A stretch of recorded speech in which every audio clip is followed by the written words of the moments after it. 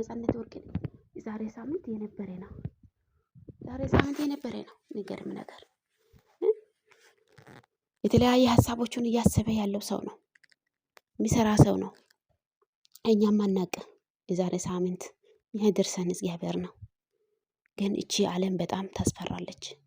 በእውነቴ ነው የምላችሁ። ሰው ለዛሬ ብቻ ማሰብ አለበት እንጂ የዛሬ ብቻና ብቻ የነገ ማሰብ የለብንም። በእውነቴ ነው የምላችሁ። እግዚአብሔር ያውቃል የነገ ማለት አለብን። በቃ እግዚአብሔር ያውቃል የነገ። እሱ ነው የሚያኖረኝ ደቂቃ ሰኮንዱ እሱ ነው።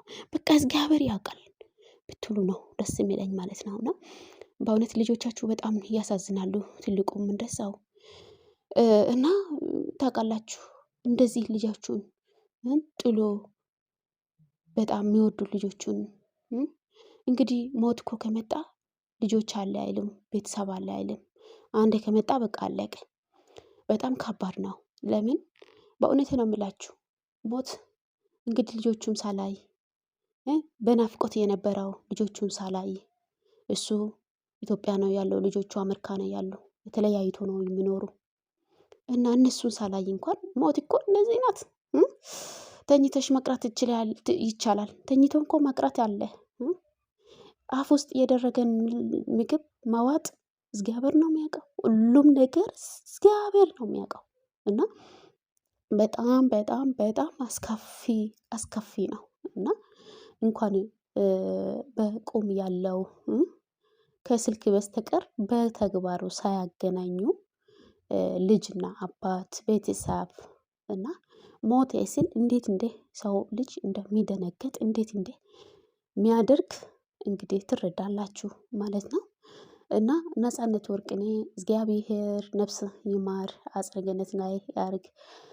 ቤተሰቦቻችሁም ደግሞ እውነቴን ነው የምላችሁ አብሮ የሚሰሩ ጓደኞቹም ሁላችሁም መጽናናት ይስጣቸው እግዚአብሔር። እንግዲህ ሁላችሁም መጽናናትን ይስጣቸው እንጂ በጣም አስከፊ ነው ሁኔታው ነገሩ እና ሰው ማለት ነው የዛሬ አያውቅም እኮ የነገ ያስባል። ሰው የዛሬ አያውቅም የዛሬ አመት ያስባል። ኧረ በኢየሱስ ስም እኔ ማለት ነው ይሄን አይቼ እግዚአብሔር ያውቃል ከማለት በስተቀር ምንም ሌላ ነገር አላሰብም። ለምን ካላችሁ ይኸው አይታችኋላ ዛሬ ያለው የሚለው ነገ አፈር ውስጥ ነው አለ የሚለው አፈር ውስጥ ይገባል። ዛሬ ያለው እቺ ጣዛ ናት። እቺ እኮ ጣዛ ነገር ናት።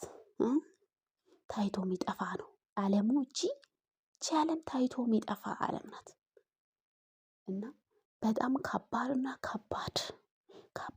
ከባድ ሞት ባይኖር እኮ ሰው ይበላል እንጂ ሞት ባይኖር ደስ ይል ነበር። ግን ሞቱ መኖሩም ጥሩ ነው ብዬ ነው የማስበው እና ማለት ነው በእውነቴ ነው የምላችሁ በጣም ከፉ። ልጆቹን ሲያያችሁ ልጆቹ ገና ለከጩጬ ናቸው። ራሳችሁን እሱ ራሱ እኮ ገና ነው 40 ምናምን አመቱ ነው። በነገራችን ላይ እሱ ራሱ ገና 40 ምናምን አመቱ ነው። በጣም ልጅ ነው እና በቃ ሰው ይረሳል። ከዚህ በፊት ማን ነበር እንደዛው ሞት ሁሉም በቃ አንድ ሰሞን በቃ ሲጫጫሉ ጥቁር ይለብሳሉ መርሳት ነው እና ሰው ያለ የሚጠፋው ዓለም እርስ በርሳቸው አትጣሉ። እርስ በርሳቸው ማጣል የለባችሁም። እቺ ያለን የሚጠፉ ዓለም እርስ በርሳችን በሰላም መኖር አለበት።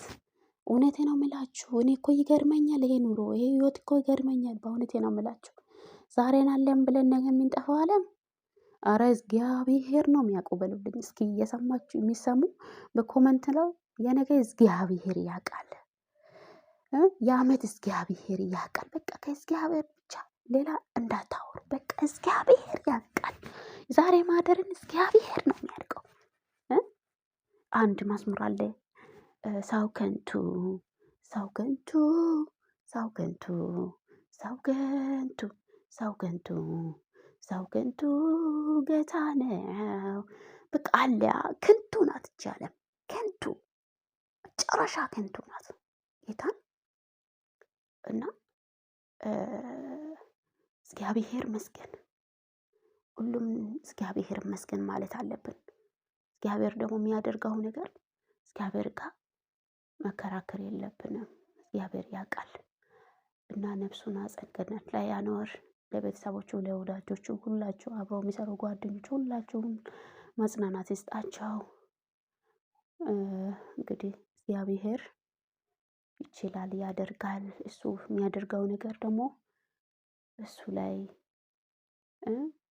እግዚአብሔር መልካም ነው። ቤተሰብ በእውነቴ ነው የምላችሁ። አሁንም መጨረሻ የሚጨርሰው ሁሉም ነገር እግዚአብሔር ያውቃል።